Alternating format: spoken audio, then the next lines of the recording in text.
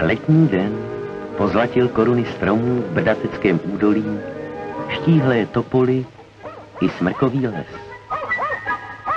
A tady v blízkosti města, v klínu strmých kopců, uprostřed věčné zeleně, pohody a dobrých přátel, tady je cíl každodenních cest paní Macourkové.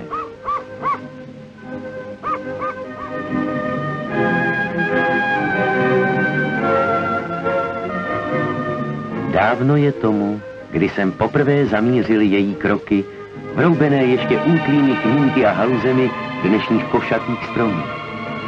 Kdo by rád nevzpomněl na ten tichý kout lesnatého údolí, který kdysi učaroval i rodině mladého dirigenta Václava Talicha a připoutal ho sem až do podzimních chvil jeho života divomocným poutem.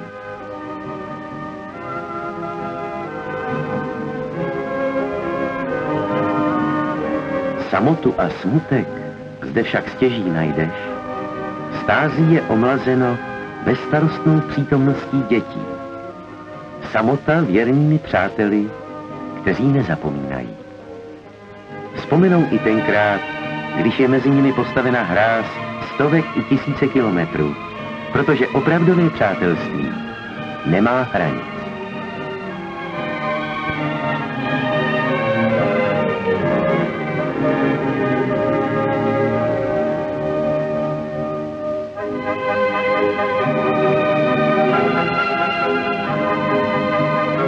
Jako podrodnou střechu sem často zavítá i nestor českých filmařů režisér Václav Wasserman, aby pookřál v kruhu Talichovy rodiny a krátkým pobytem v kouzelném prostředí načerpal nových sil pro svou práci.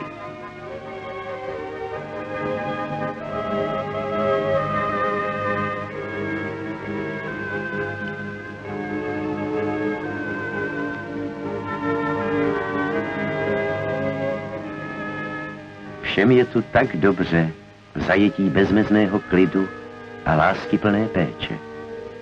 I nejstaršímu z vnuků je veselo, a což teprve až se probudí ten nejmladší. Vítr je někdy dobrý pomocník při klukovských hrách a také hodný pomocník, jak pak by byla maminka jinak s prací hotova.